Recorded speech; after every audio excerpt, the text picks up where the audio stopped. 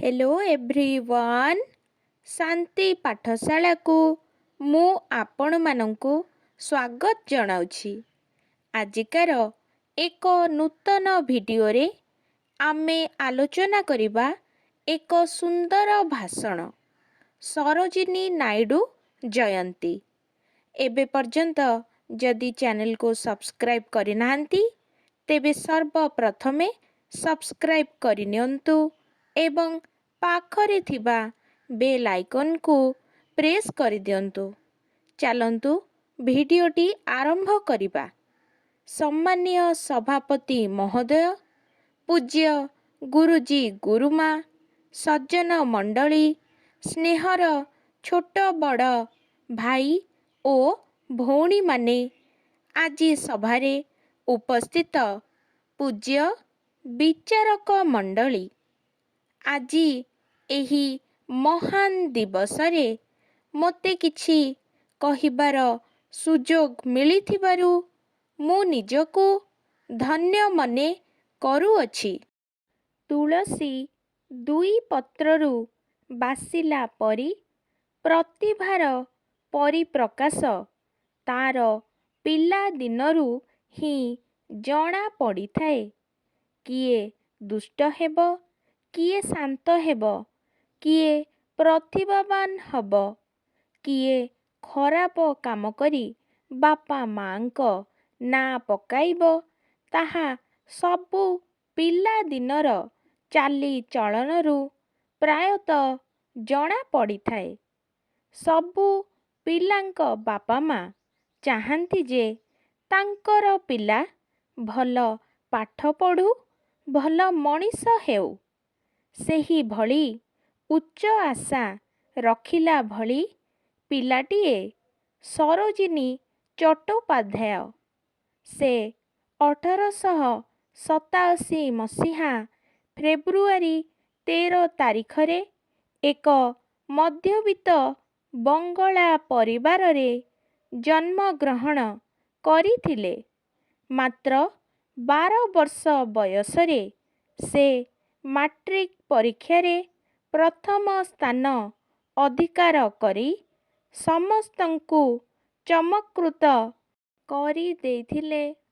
तापरे से उच्च शिक्षा पाई कैम्ब्रिज रे पाठ पढ़िथिले। कविता लेखारे तांकर भारी आग्रह। घरे एकाकी थिबा समयरे से सर्वदा गुणु गुणु होई किछि ना किछि कविता खातारे लेखुथिले। एही भली चरित्रକୁ बलवत्तर କରିବା ପାଇଁ ଅବଶ୍ୟ ତାଙ୍କ ମା ତାଙ୍କୁ ବହୁ ପ୍ରେରଣା ଦେଇଛନ୍ତି। ମାତ୍ର ତାଙ୍କ ବାପା ଅଘୋରନାଥ ଚଟ୍ଟୋପାଧ୍ୟାୟ ଝିଅ ଏକ ବୈଜ୍ଞାନିକ ହେଉ ବୋଲି ଚାହିଁଥିଲେ। କିନ୍ତୁ ଝିଅ କଲମରୁ ଝରି ଆସୁଥିଲା ସୁନ୍ଦର ସୁନ୍ଦର କବିତା। ଝିଅର କବିତା ରଚନା ଆଦିକୁ ବାପା ବହୁ ବିରୋଧ କରୁଥିଲେ। ଥରେ ଗୋଟିଏ ଅଙ୍କ କଷିବାକୁ ଦେଇ ବାପା ସରୋଜିନୀଙ୍କୁ ଘର ଭିତରେ ରଖି କବାଟ ବନ୍ଦ କରିଦେଇଥିଲେ। କାରଣ ଝିଅ ଭଲ ପଢ଼ିବ, ବୈଜ୍ଞାନିକ ହେବ। କିନ୍ତୁ ଫଳ ଓଲଟା ହେଲା। ବାପା କିଛି ସମୟ ପରେ କବାଟ ଖୋଲି ଦେଖନ୍ତି ତ ଝିଅ ଅଙ୍କ କଷିବା ବଦଳରେ ଏକ ସୁନ୍ଦର କବିତାଟିଏ ଲେଖିଦେଇଛି। ଏହା ପରେ ପରେ ସରୋଜିନୀଙ୍କ ବାପା ତାଙ୍କୁ ଆଉ କୌଣସି କଥାରେ ବାଧା ଦେଇନାହାନ୍ତି। ତାଙ୍କର ପାଠପଢ଼ା ସାଙ୍ଗକୁ ସେ କବିତା ଲେଖିବାରେ ମନ ପ୍ରାଣ ଢାଳି ଦେଇଥିଲେ।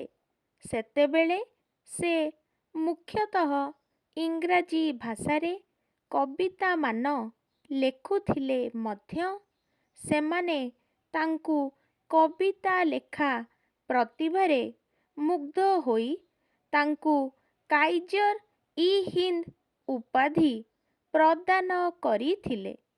ପରେ ପରେ ସରୋଜିନୀ ଡକ୍ଟର ଗୋବିନ୍ଦରାଜୁଲୁ ନାଇଡୁଙ୍କୁ ବିବାହ କରି ପରବର୍ତ୍ତୀ ସମୟରେ ସରୋଜିନୀ ନାଇଡୁ ନାମରେ ଖ୍ୟାତ ହେଲେ।